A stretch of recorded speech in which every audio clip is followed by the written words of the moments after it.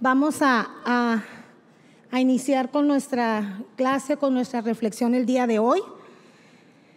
El título de esta clase o de esta enseñanza para ustedes y para mí lleva por título Lo que tengo, te doy. Y el versículo en el que estoy tratando de basarme la mayoría de la información o de la enseñanza que vamos a ver hoy está en Hechos 1, pero específicamente ahorita voy a mencionar el versículo en el que dice esta frase o en donde está englobado básicamente todo. Dice así: mas Pedro dijo: no tengo plata ni oro, pero lo que tengo te doy. En el nombre de Jesucristo de Nazaret, levántate y anda.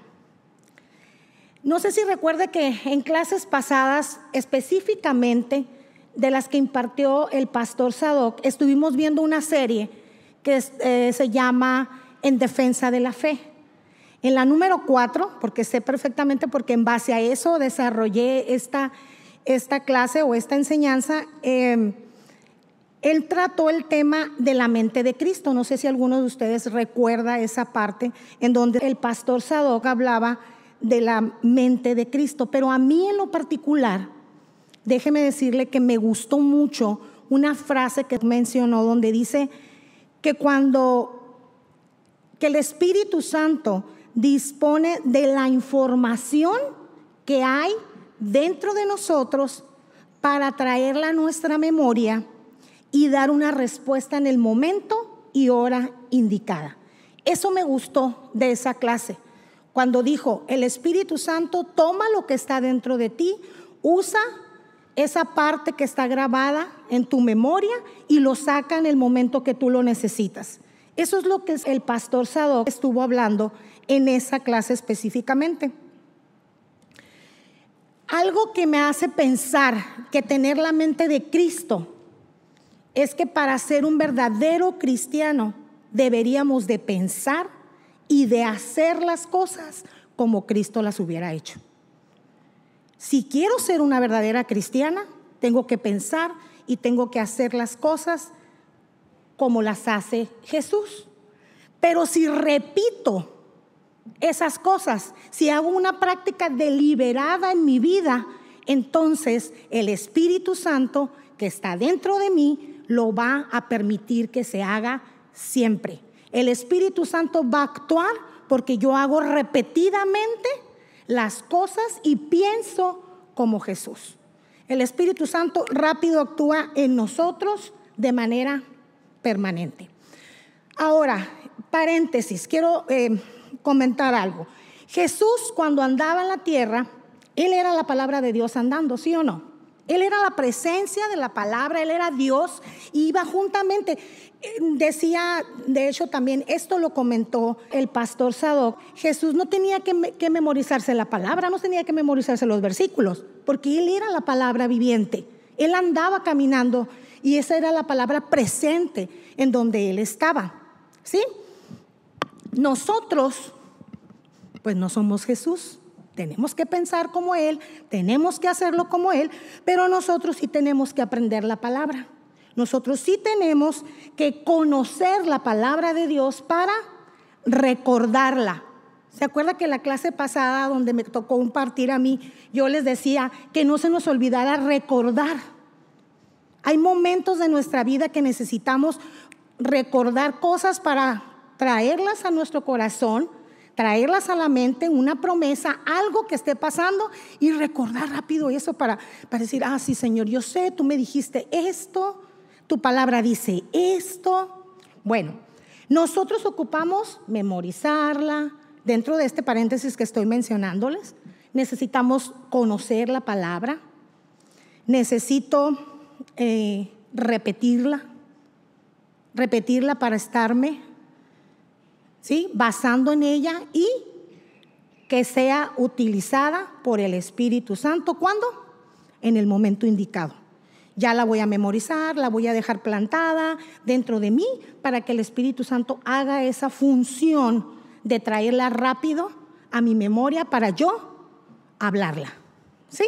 Hasta ahí ese pequeño paréntesis sobre esta parte donde tenemos o es parte de nuestra responsabilidad como cristianos. Porque ¿cómo vamos a poder ser utilizados por el Espíritu Santo si no nos memorizamos la Biblia, si no decimos la palabra de Dios? ¿Sí? Ahora, el versículo que acabamos de leer, o la historia que está en Hechos 3, desde el 1 hasta el 10, toda esta parte de la historia habla de un suceso muy bonito y muy importante. Habla de un milagro que ocurrió a través de la vida de los discípulos de Jesús. Es una historia que obviamente cambia la vida de una persona que fue sanada, pero también cambió la vida de esos discípulos que estaban actuando en la historia. Tiene una profundidad, encontré una profundidad muy bonita, que me gustaría que juntos estuviéramos interactuando para comprenderla. Pero para que no estén tan serios, sonríe a ver. Para que no estén tan serios, les voy a relatar una historia, pero sí la quiero leer porque no quiero que se me pase ningún detalle de lo que les voy a contar. Es una pequeña historia que encontré, pero que me gustó mucho y quiero compartirla con ustedes. ¿Listos? ¿Sí? Órale, pues ahí va. Una familia no cristiana se había mudado a una nueva colonia. Buscaron una iglesia en la ciudad que estuviera cerca el domingo y fueron. Los papás le preguntaron a su hijo, que tenía 10 años, que si le había gustado la iglesia y que si cómo le había ido en esas clases de, pues lo que nosotros le llamamos escuela dominical. Se sentaron a comer ya en su casa. Entonces la mamá le preguntó al niño de 10 años, ¿qué te pareció tu clase de escuelita dominical o la clase de los niños? Y el niño le respondió, mamá, fue emocionante. Entonces el papá le preguntó, ¿y qué lo hizo tan emocionante? El niño respondió, bueno, déjame te digo lo que la maestra nos contó. Nos contó acerca de cuando los israelitas escaparon de Egipto. Tenían planeada una salida limpia, pero los egipcios se enteraron y los persiguieron hasta el mar. Las cosas estaban realmente muy mal para ellos. Pero había un general de alto rango que se llamaba Moisés. Era realmente inteligente, tenía una sorpresa esperando para los egipcios. Sacó su radio y le dijo a la Fuerza Aérea que lanzara algunas bombas detrás de los egipcios. Y mientras eso sucedía, los egipcios estaban distraídos. Entonces Moisés, el coronel, hizo que el ejército de los israelitas construyera un puente, pero no un puente cualquiera, papá, un puente con llantitas eléctricas. Y todos los israelitas se subieron al puente y lo cruzaron del otro lado. Entonces los egipcios los persiguieron por el puente, pero los israelitas habían colocado dinamita por todas partes. Cuando los egipcios estaban todos en el puente, que tenía llantitas, el general Moisés hizo volar todo por los aires. Todos los israelitas lograron cruzar, pero ninguno de los egipcios se salvó. La mamá y el papá, muy preocupados, se voltearon a ver ambos y le dijeron, pues hijo, ¿a qué clase fuiste? ¿Qué maestra te dio esa historia? Y le pregunta el papá, ¿es así como te la contó la maestra? Y el niño le dice, no, en realidad no, pero si te la dijera como me la dijo la maestra, no me lo ibas a creer. ¿Cuántas veces hemos leído la Biblia y hemos leído de un milagro y nos es a veces difícil creer? Usted piense, porque yo lo he pensado y a veces me identifico con este niño porque digo, ay, ¿a poco sí pudiera haber sucedido tal cosa? Porque créanme, el leer la Biblia y creerlo, obviamente ocupamos la fe, confiamos o creemos en el Espíritu Santo y en que Jesús ahí está viviente en la palabra para nosotros entenderla y obviamente creerla. Muchas veces decimos, Dios ya no lo hace. ¿Usted ha pensado o ha dicho, a lo mejor Dios ya no va a hacer un milagro como abrir el mar? Dígame la verdad. A lo mejor usted ha pensado, no creo que Dios haga tal milagro, a lo mejor ya no lo va a repetir, a lo mejor ya no es que va a perseguir a los egipcios por el mar. Yo me he hecho esa pregunta. Y muchas de las ocasiones en las que a veces me he cuestionado o me ha pasado alguna situación, yo quiero ver qué piensan los demás de eso. Y esta historia se la conté porque viene a hacer alusión un poco a la clase, precisamente como una parte, ¿no? Y bastante interesante. Yo les hago entrevistas a veces a mis amigas. Entonces, en esta historia, cuando se compartió la historia, yo le preguntaba a la Lupita Sosa, Lupita, ¿tú qué crees que pasó? ¿Crees que se abrió un muro de agua y que se miraban las ballenas, los peces? Eso yo le pregunté a ella. Y Lupita me dijo, pues no creo que hayan tenido tiempo de nada. Lupita dijo, no creo que hayan tenido tiempo de nada, yo pienso que se fueron corriendo.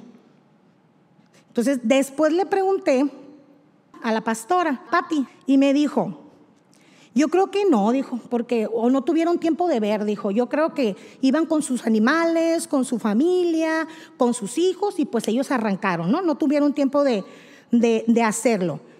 Y muchas situaciones trato de verlas, ¿no? De compartir historias. A mí, siempre que leo una historia, no sé usted, pero siempre me va mucho a la imaginación del momento, a lo que puede estar sucediendo en las historias. Y siempre me cuestiono y digo, Dios volverá a hacerlo. ¿Usted qué cree? ¿Usted cree que sí? Puede ser que sí. Dios puede actuar en maneras que nosotros no vamos a entender a veces, pero también en las que Él quiera. Él es soberano y Él puede actuar de la manera que Él desee para muchas ocasiones mostrarnos algo a nosotros. Siempre Dios puede hacer su propio plan, así como el niño lo platicó, si Él quiere lo puede volver a repetir. Otra vez le preguntaba a Nabor, el pastor Sadoc, ¿por qué te ríes, amigo? ¿Por qué Absalón se quedó atorado con su cabello? Y luego dice Nabor, yo creo, dijo, que iba arriba de su caballo. Entonces dijo, el caballo estaba galopando muy fuerte, me dijo. Entonces la rama del árbol estaba muy bajita. Entonces el cabello, dijo, se le atoró y pues se murió. Eso me dijo el Nabor. Entonces yo le pregunté también, no me acuerdo quién fue el otro que le dije, ¿tú qué piensas? ¿Crees que Absalón, qué le pasó a Absalón? ¿Por qué se quedó? No, dijo, yo digo que Absalón tenía muchas rastas. No me acuerdo quién fue la que me dijo, si la Lupita Sosa o la pastora, no recuerdo.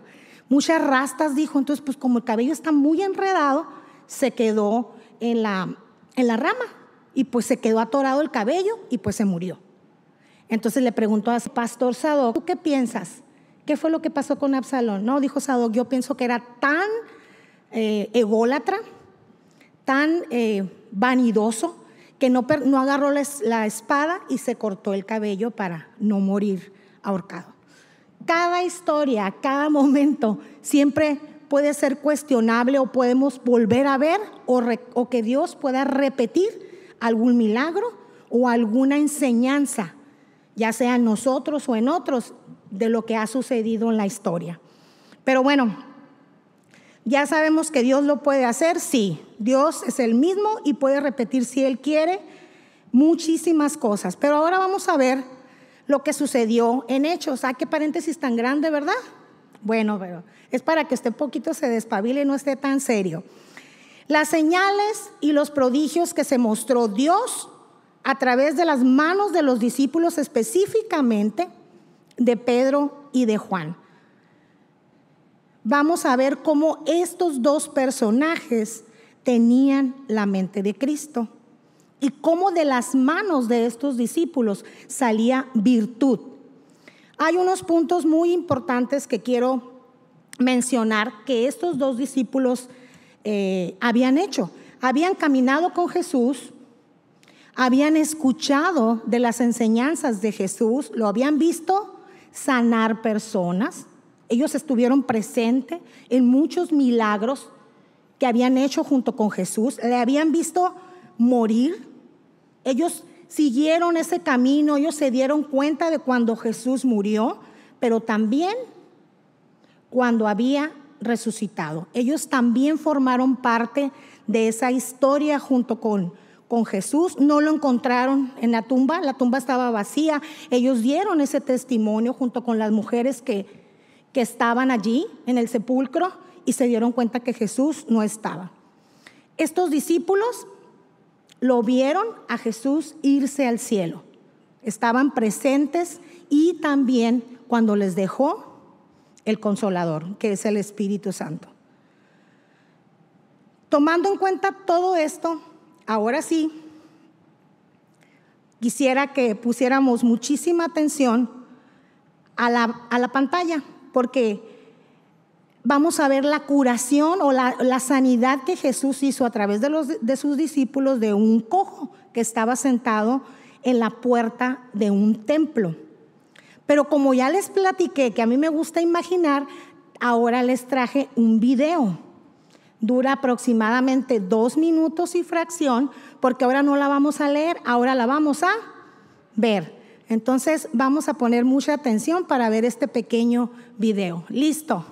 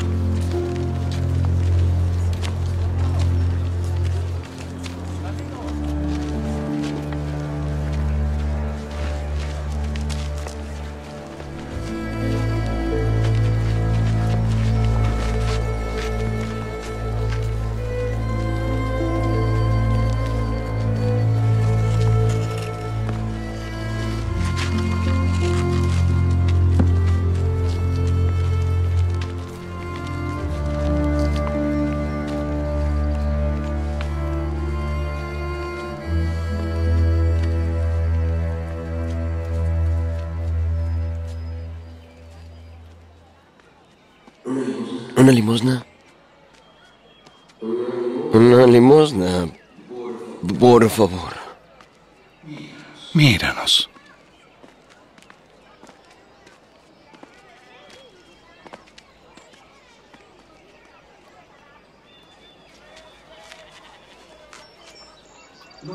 No tengo plata ni oro, mas lo que tengo te doy.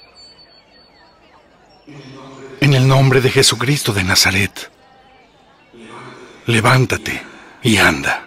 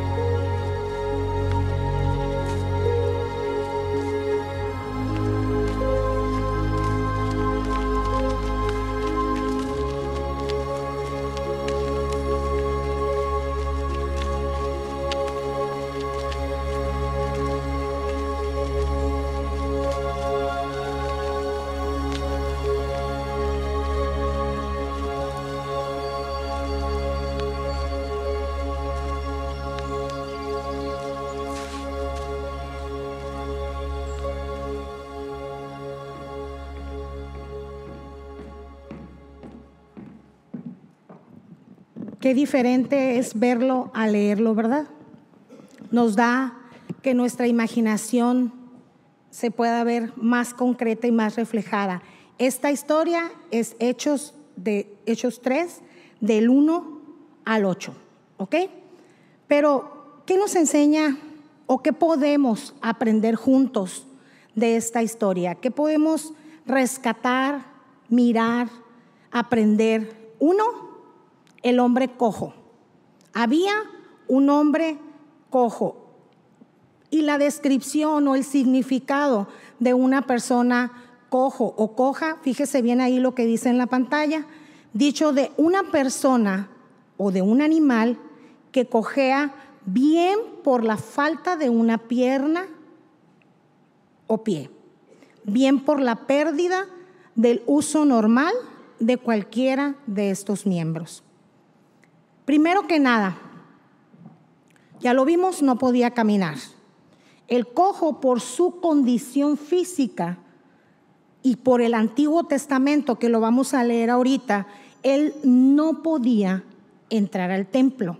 Vamos a leer Levítico 21 al 23. El cojo no podía entrar al templo. Y dice el versículo: ningún varón de la descendencia del sacerdote Aarón, en el cual haya defecto, se acercará para ofrecer las ofrendas encendidas para Jehová. Hay defecto en él, no se acercará a ofrecer el pan de su Dios. Del pan de su Dios, de lo muy santo y de las cosas santificadas, podrá comer.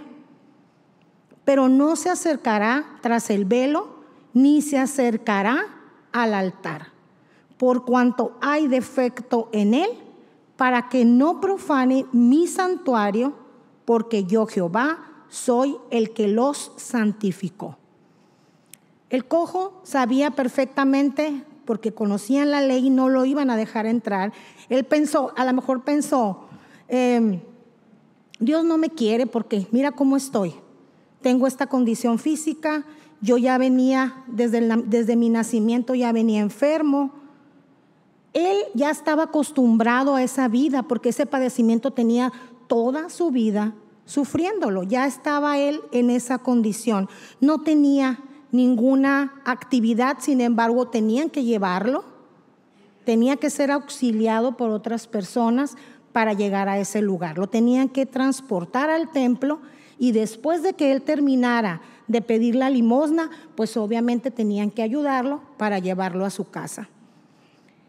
Esa es la primera parte donde nosotros podemos ver qué pasaba con ese cojo, por qué no podía entrar al templo y cuál era la situación física y de él desde su nacimiento. Ahora, vamos a ver otro punto, que es el escenario del milagro. El escenario del milagro yo lo puse o lo reduje a decir que es la necesidad de ese hombre. Ese es un escenario, la necesidad que tenía el hombre de recibir algo.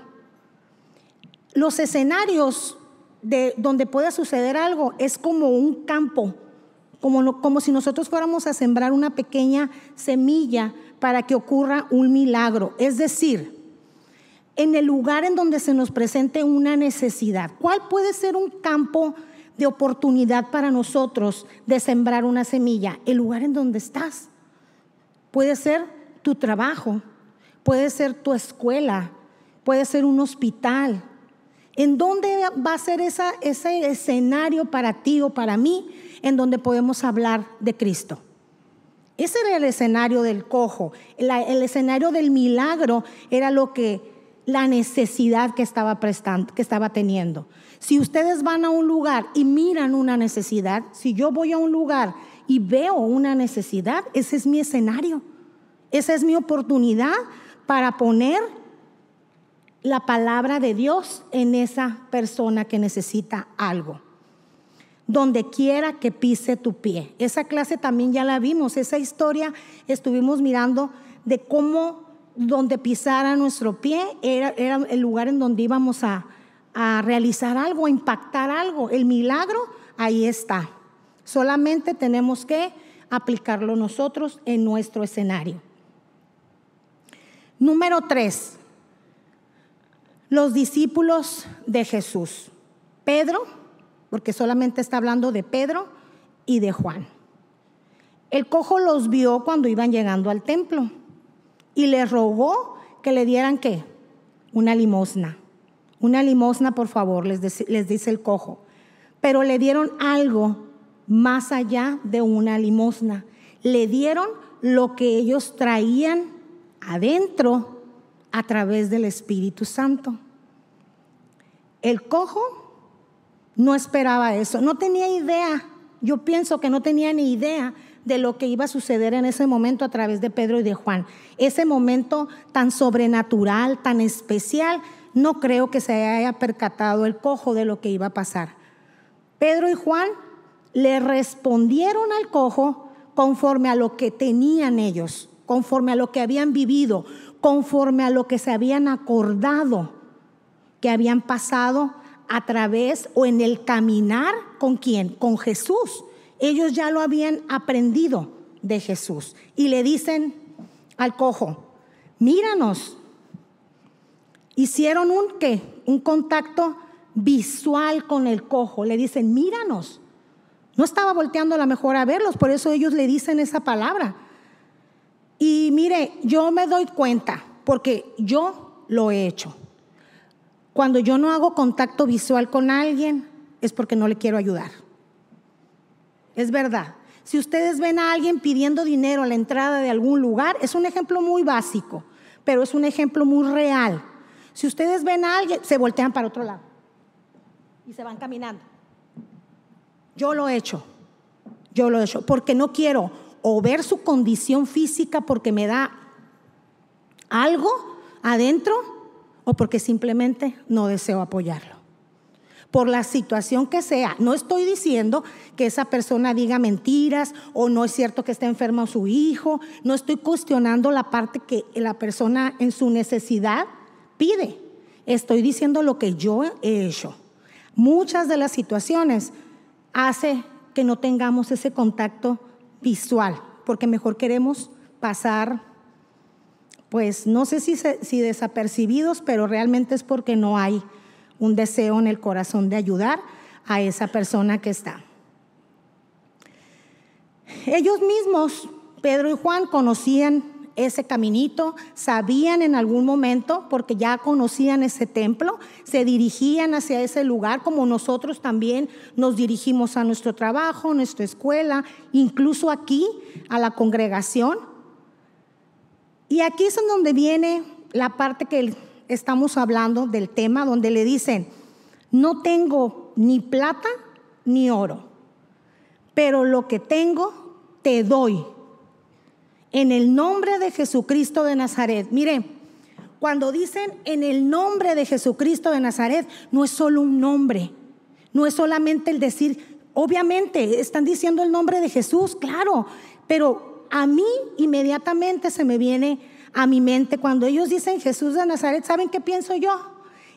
Pienso que le dijo, en el nombre del admirable, del consejero, del Dios fuerte, del príncipe de paz, del diseñador de todo, el creador que hizo todas las cosas, el abogado, el justo, el santo, santo, santo, el todopoderoso, la raíz, el linaje de David, la estrella resplandeciente de la mañana, el cordero inmolado, el rey de reyes y señor de señores, el sol de justicia, fiel y verdadero, el dueño de los ejércitos, el dueño de la plata y del oro, el nombre sobre todo nombre y el que venció a la muerte. Ese cojo es el que yo te estoy presentando. Mira, ten, en el nombre de Jesucristo de Nazaret, levántate y anda. Ese es el nombre que ellos le mostraron, porque ellos ya sabían toda esa historia que habían vivido con Jesús. Ya sabían sus nombres, ya habían experimentado el estar conviviendo con Jesús. Cuando le dicen eso, le da la mano y el cojo, ¿qué pasó? Se levanta. Se levanta porque Pedro le da la mano que necesitaba el cojo para levantarse. Les voy a dejar ahí las escrituras solamente como referencia a lo que acabo de mencionar ahorita. El plata y el oro nos lo dijo Norma la clase pasada. Ahí están las escrituras para que usted, si quiere revisarlas, usted vea dónde dice todos estos nombres que acabamos de mencionar. En el nombre de Jesucristo de Nazaret, levántate y anda. Los discípulos, ¿qué hicieron? Actuaron en la necesidad. Le presentan a Jesús y después actúan, lo ven y le dan la mano. A veces, vuelvo otra vez a este ejemplo, cuando alguien nos pide ayuda para algo, a veces lo que necesita es solamente que le demos una mano. Véalo así, véalo igual que como le comparto, como yo lo veo. A veces no necesitan ni siquiera que les demos dinero. A veces solamente necesitan una palabra, algo, una oración, ayudarles con algún trabajo. No sé, hay muchas necesidades, pero si no les damos esa mano, pues ellos van a seguir a lo mejor pidiendo algo que va a ser interminable, que nunca se va a saciar. Y miren, esta imagen a mí me gusta mucho porque me hace mucho pensar, y por eso les pedí que me ayudaran a ponerla ahí, porque a veces nosotros como cristianos decimos, vemos a alguien que está cayendo de un precipicio, sabemos la necesidad, conocemos el escenario de lo que está viviendo y le decimos, voy a orar por ti, ¿eh? ¿Está bien orar? Sí, está bien, pero ¿qué más necesitamos? Hay que darle la mano. Lo que ese monito debió de haber hecho con la muchacha que se estaba cayendo es de haberle dado la manita para que se levantara para que saliera de ese precipicio. Pedro y Juan encontraron el momento indicado, hicieron su escenario de ayudar a ese cojo. Claro, le presentan a Jesús, claro que le presentan a todo lo que estuvimos, esos adjetivos que tenemos de Jesús, se lo vamos a presentar, pero hay que accionarnos. ¿Qué más necesito? Darle la mano. Espérame tantito, voy a orar por ti, pero ahora sí, te doy la receta para que vayas por el paracetamol, como la pastora. Ora por ti, pero te tiene que dar la receta para que vayas por el medicamento. ¿Qué hacemos nosotros? ¿Qué hago yo? ¿Qué hace usted cuando tenemos un escenario como este en el que podemos actuar ante la necesidad de cualquiera, de cualquiera? No solamente pues tiene que ser de alguien que esté completamente físicamente discapacitado. No lo sé, pueden ser muchas situaciones. Yo solamente comparto con usted este ejemplo para que podamos aprender juntos. ¿Qué salió de las manos de Pedro? De las manos de Pedro salió virtud, salió sanidad para ese hombre que les pedía dinero, y sale grandeza, porque ellos están mostrando a ese Jesús, en el nombre de Jesús, grandeza, para que el cojo entendiera que iba a ser sano, que se estaba llevando a cabo un escenario sobrenatural por ese milagro que iba a suceder. El cojo se le afirmaron los pies, se llenó de fe. ¿Qué era lo que tenía el cojo? ¿Lo débil? ¿Tenía debilidad? Cobró fuerza. Lo torcido de sus pies se enderezaron, y entonces llega la sanidad completa de este cojo. Simplemente pudo haber sido cualquier día en la vida de Pedro y de Juan. Ellos ya en ese momento de la vida de ellos, de estos discípulos, ya no estaban viviendo bajo las sombras, escondiéndose a lo mejor por el temor de ser reconocidos porque seguían a Jesús. Jesús ya se había ido, Jesús ya estaba sentado a la derecha del Padre, Él ya se había ido, ya había dejado, como ahorita mencionamos, su Espíritu Santo. Entonces, los discípulos sabían lo que había en sus manos. Ellos tenían la seguridad de que si actuaban, Dios los iba a respaldar, porque lo conocían, y Jesús los conocía personalmente a ellos. Entonces ellos tenían la seguridad de que cuando dijeran el nombre de Jesús, Dios los iba a respaldar en ese momento y el cojo iba a ser sano. Entonces el milagro se realizó y eso lo puse como número 4. El milagro ocurrió en la necesidad, ya lo dijimos ahorita.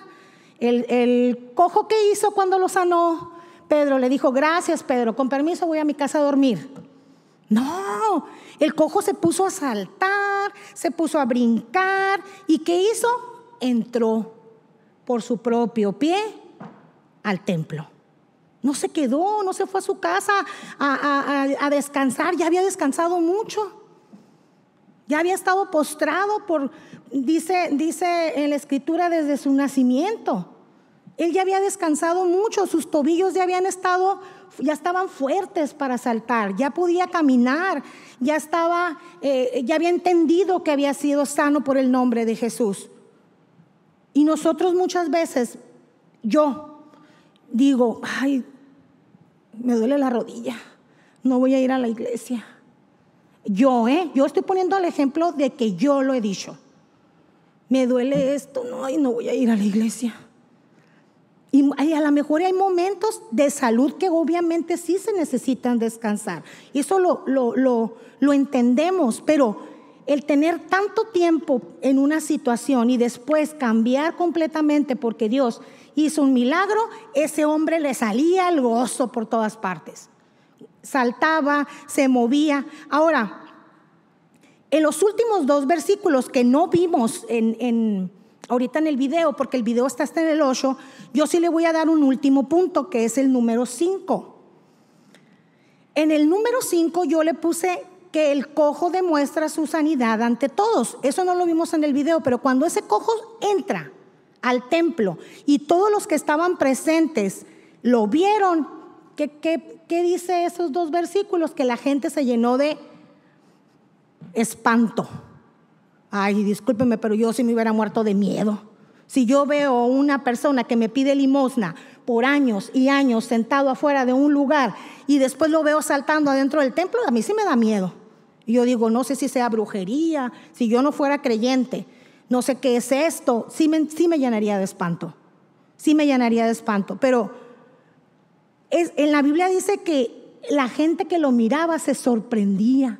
Y en la sorpresa es así de asombro. ¡Wow! ¿Cómo puede ser que este cojo que estaba sentado, postrado, doblado, atrofiado, con su cuerpo completamente desfigurado, ahora está completamente sano? Esa es la parte del escenario completo que viven los discípulos con el cojo sentado en el templo. Ya lo dijimos, lo presentó. ¿Qué más dijimos? Le dio la mano, le mencionan el nombre de Jesús para que sea sano. Ahora vamos a ver a Pedro y a Juan, específicamente estos 2 personajes. Y yo puse así: gente ordinaria haciendo cosas extraordinarias. Yo lo leí en un lugar, quise acordarme, pero no me acordé. Lo leí en algún libro o en algún lugar leí esto y me gustó, porque ¿aplica o no en nosotros? Claro que sí.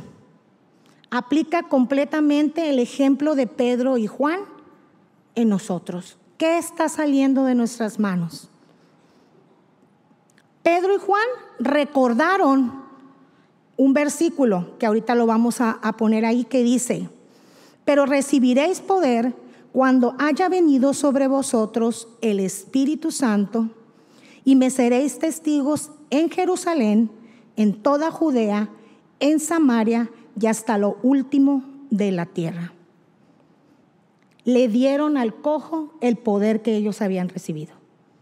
Ellos ya lo sabían, lo recordaron. Pedro y Juan utilizaron todo, echaron toda la carne al asador con la sanidad de ese cojo.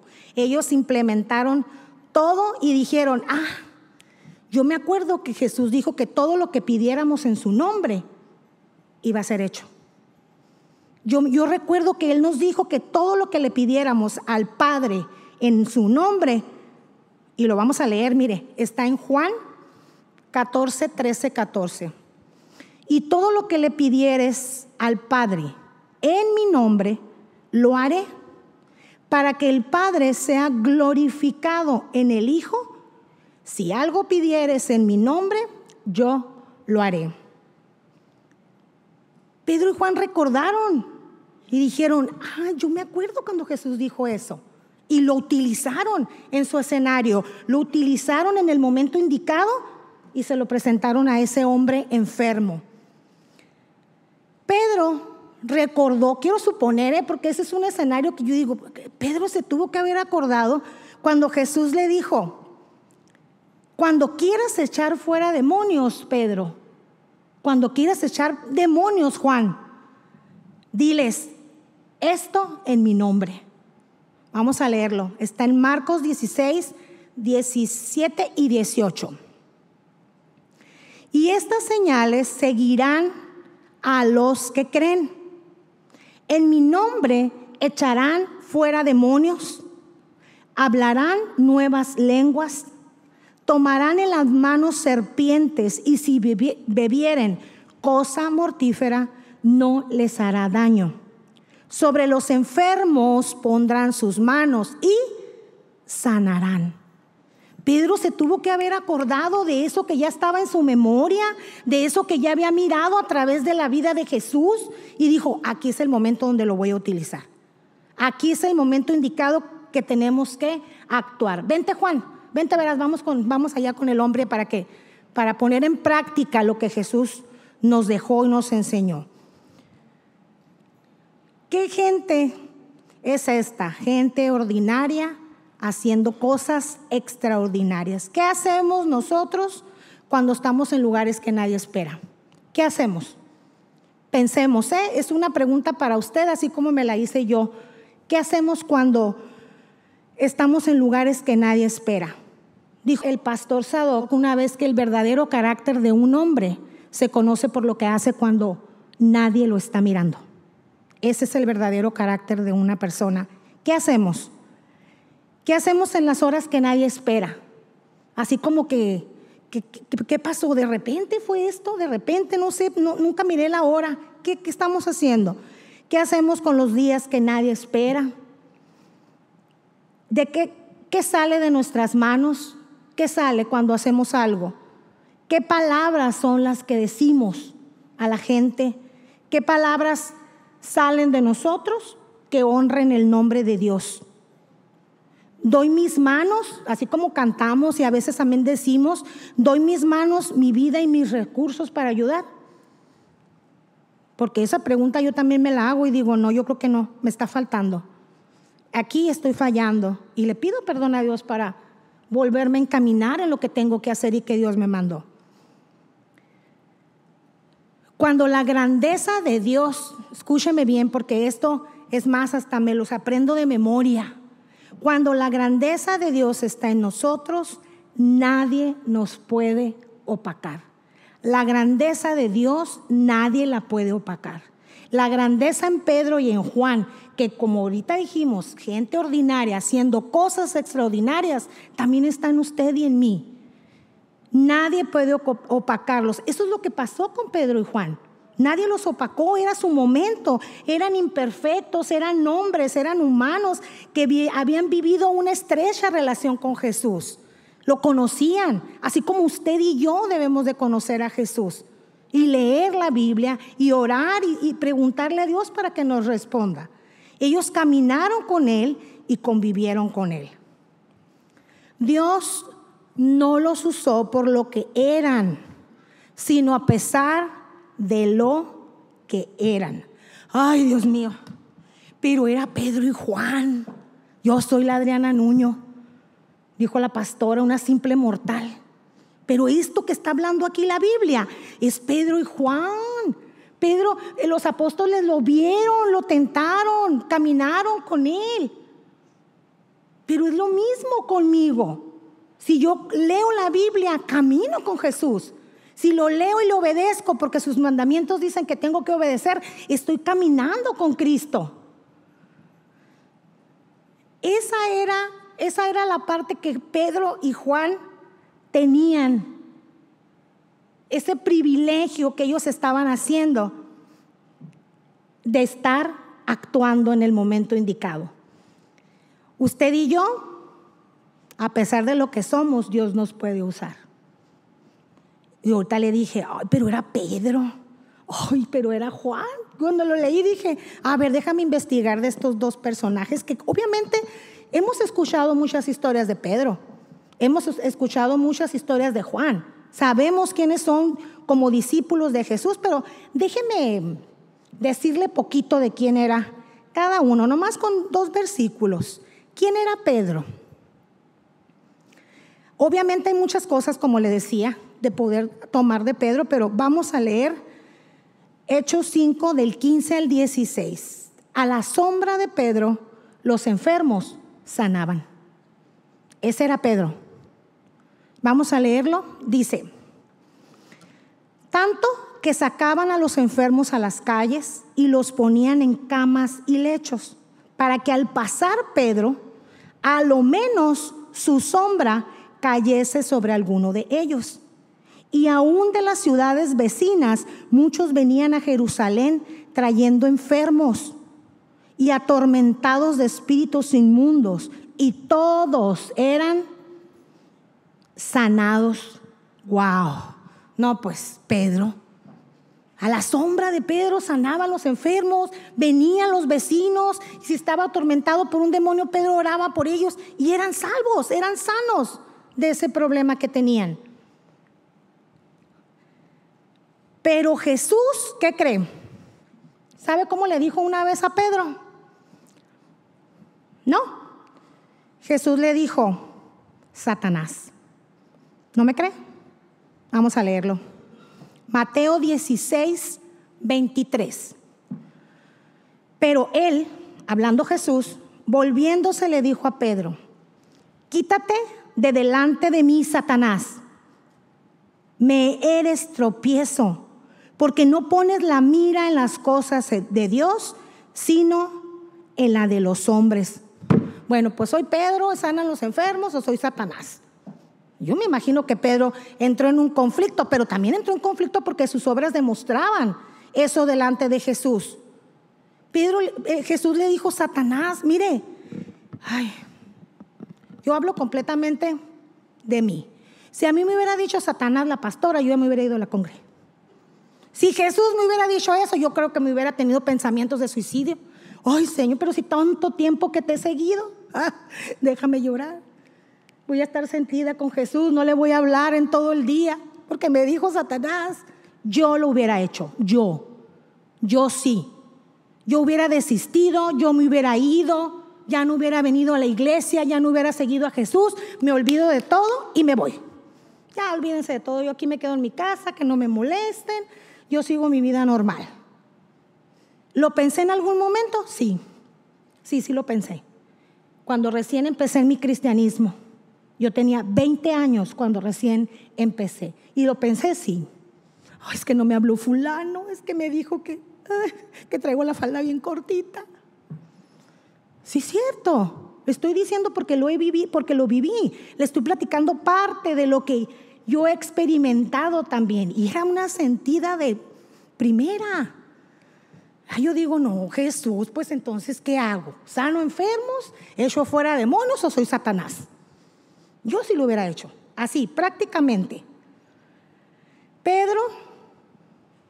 Pero esa es la actitud de Pedro, ¿no? Eso lo hubiera hecho yo, Adriana.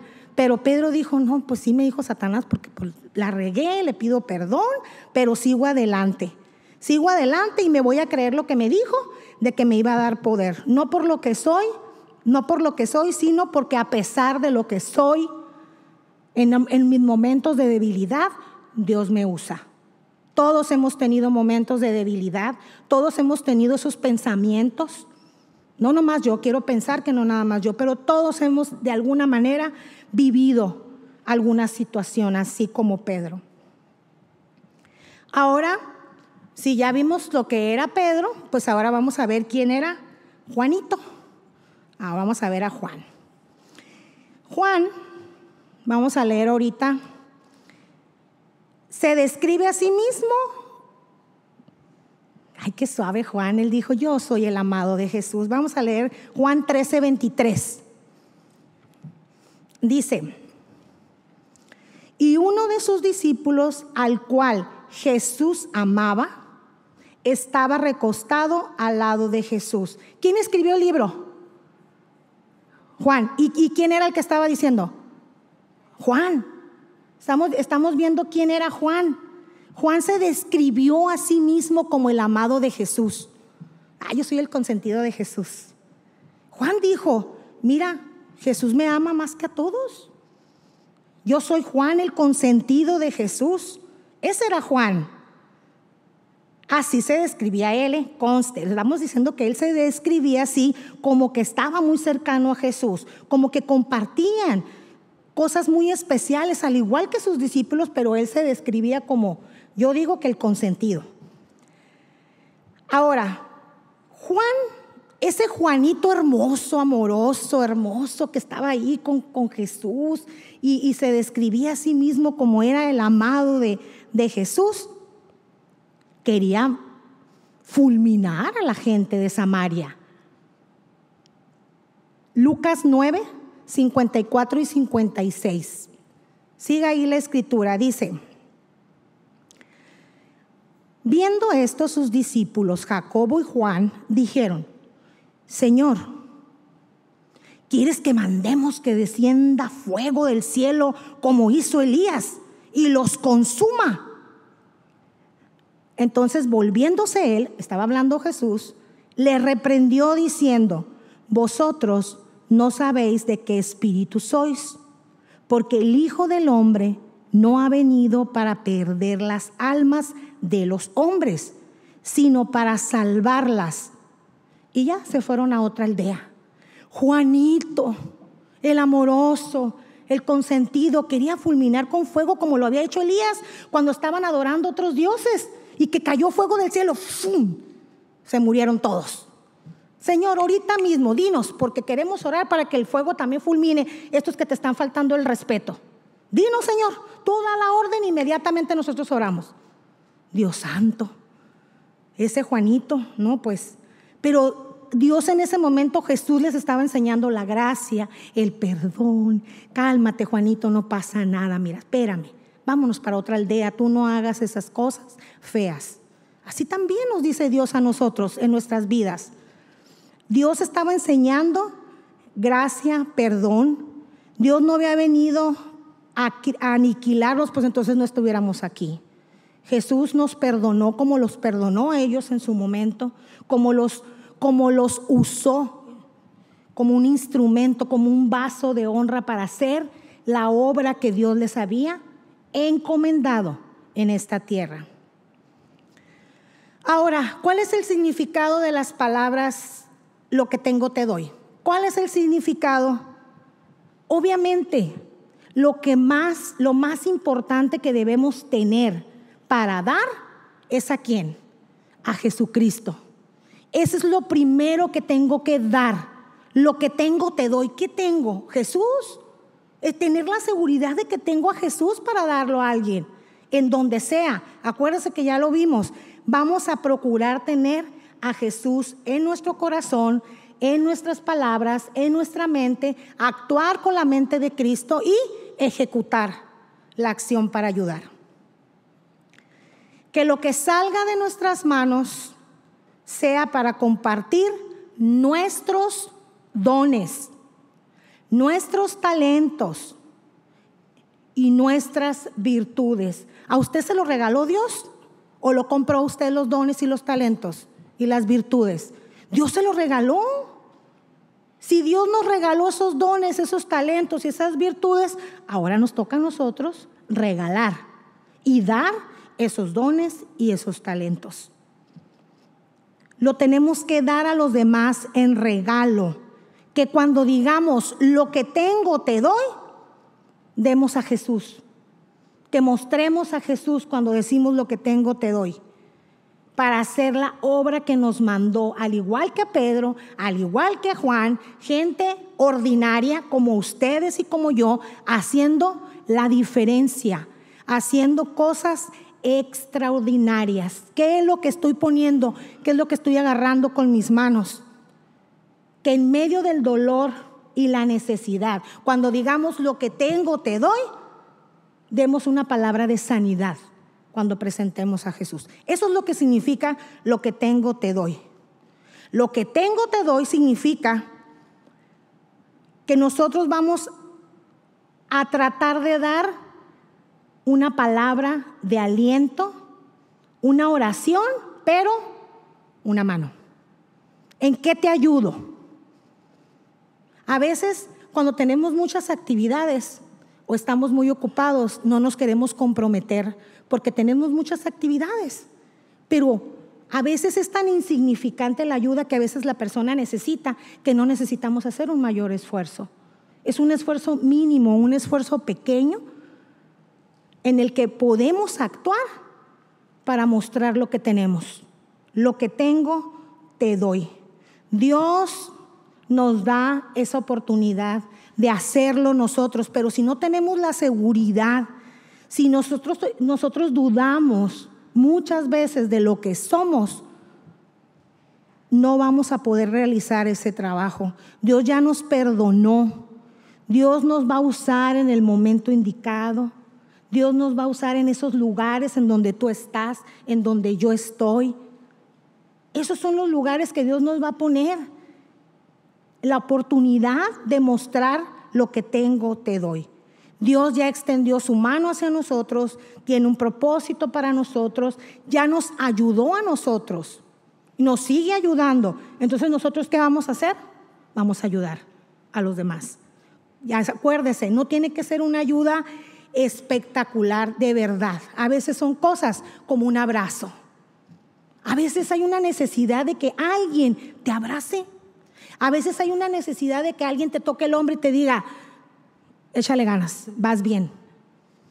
Voy a orar por ti, pero ¿en qué te puedo ayudar? Es que no tengo para pagar esto. A ver, yo te ayudo con esto. ¿Qué más ocupamos? Y buscamos la manera. Buscamos, hacemos uso de esas cosas que necesitamos. Dios nos dio la autoridad para, en su nombre, sanar a enfermos. Ya nos dio esa autoridad.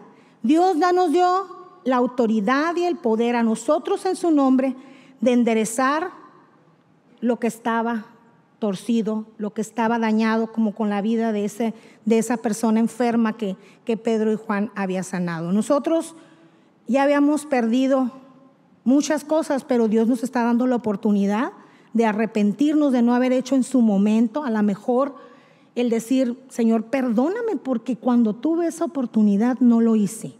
No hice el trabajo que tú me habías mandado a hacer. Pero mira, hoy que te estoy pidiendo perdón, me quiero reivindicar y hacerlo.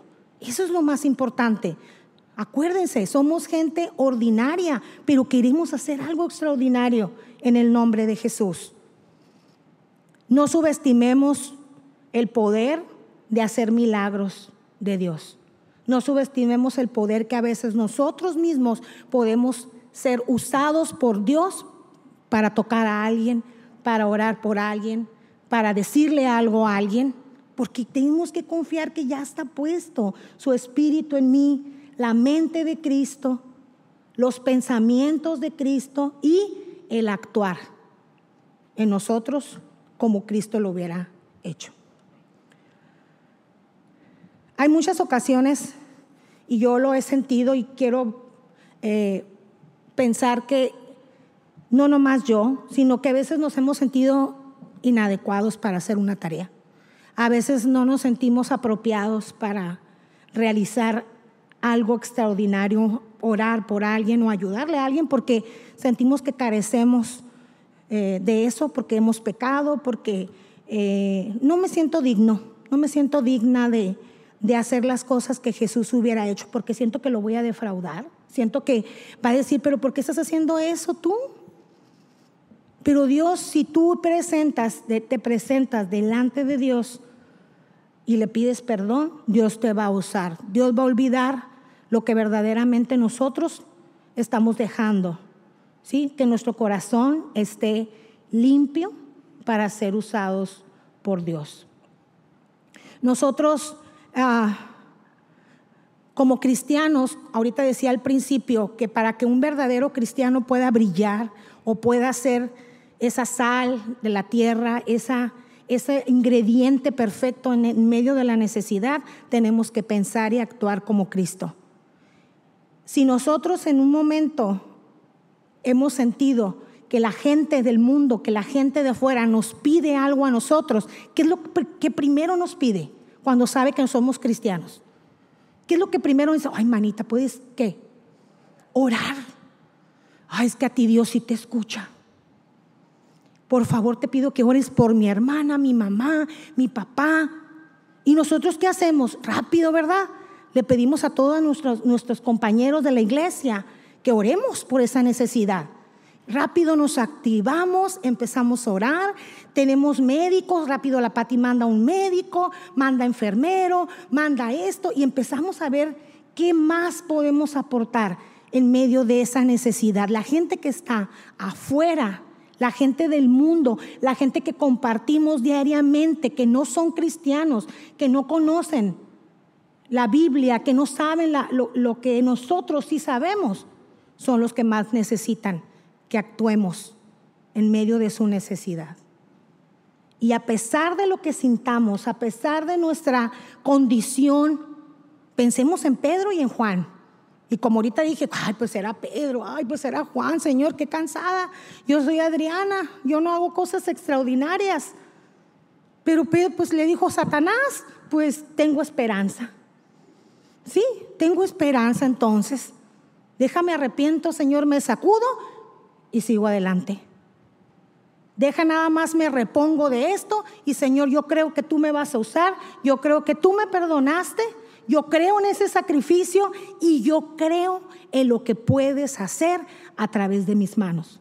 Yo creo en lo que Dios puede hacer a través de mi boca cuando yo hable. Eso es lo más importante, creo, que debemos de quedarnos.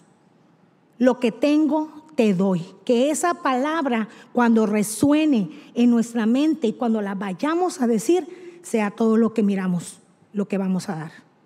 ¿Sí? ¿Está de acuerdo usted junto conmigo que vamos a hacer eso? Bueno, pues vamos a orar.